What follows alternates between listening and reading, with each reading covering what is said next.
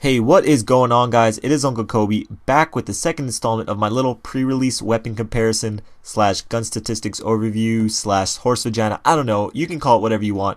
But if you saw my last one, you know the drill. I go through every weapon and tell you the stats and how I believe the gun will be used in Black Ops 2. And together we try to figure out what guns will be the best when the game finally does come out. And we do this for the sake of entertainment and just overall boredom from Modern Warfare 3. So before I rant on any more, let's get right into it. So in today's video, we're going to be looking at the submachine guns, and this is where I think Treyarch messed up on the first Black Ops because there was no real SMG that can compete with the assault rifles besides maybe the AK-74U, and that really hurts the competitiveness of the game because it really eliminates any use of the roll system during competitive play.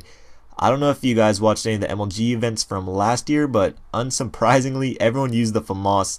And to me, that is really boring to watch. So Treyarch really needs to up their SMGs for this new game. So starting off, we got the versatile MP7, or as we call it in MW3, the Moab machine. So far from the stats, I don't really see anything that leads me to believe that this gun will be overpowered in Black Ops 2.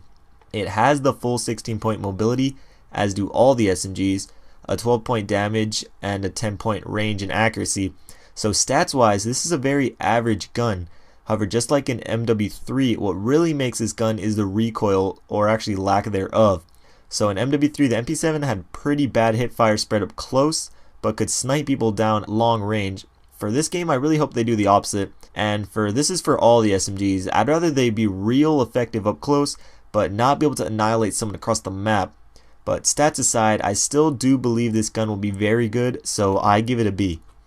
Next, we got the Scorpion Evo 3, and this gun takes a big hit in the stats department in every way possible, actually tallying the worst stats in all categories.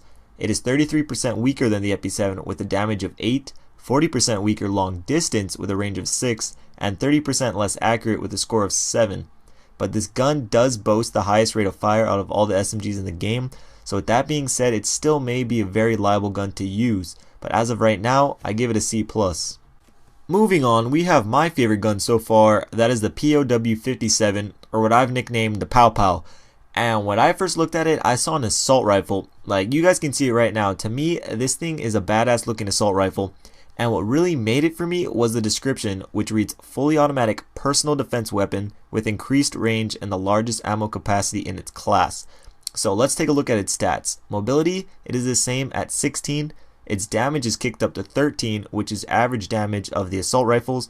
It has a range and accuracy of 13 as well, which again is the average of an assault rifle. So to me, this thing is an extremely mobile assault rifle with a big ass clip. The only thing that could bring it down would be an awkward recoil, meaning it didn't just go straight up, it kind of goes back and forth, or if it shot extremely slow. But with the large ammo capacity, I highly doubt it. I could rant on about how awesome this gun sounds all day. I obviously give it an A, but we gotta move on to our next weapon, the Chicom QCB. And first thing, I don't know if you guys can see the name on the screen, but it actually says Chicom CQB. So I'm not sure if they just messed up a little because this video is from a developer's build of the game, so nothing's official yet, or if they decide to randomly change the name. Either way, I don't really care. No one calls weapons by its full name anyways. But what's really cool about this weapon is that it is a burst fire submachine gun. And I don't think we have ever seen one of these in the Call of Duty franchise until now. I can't really say how effective this gun will be. It has pretty mediocre stats with a damage and range of 9 and an accuracy of 11.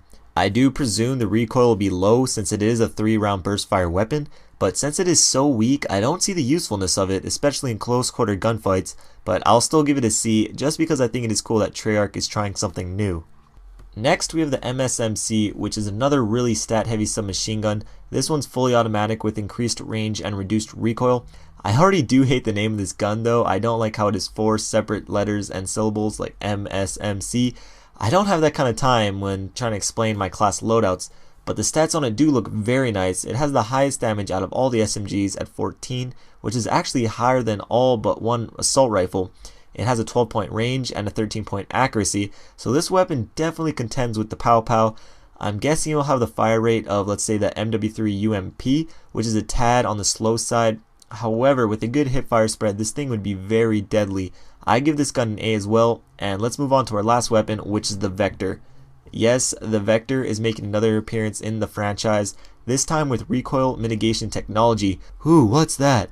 Well, for those of you who don't know what it is, in Call of Duty terms, they are basically attachments. They could be buffers, recoil pads, muzzle brakes, vented barrels, energy absorbing buttstocks, any apparatus that helps manage recoil.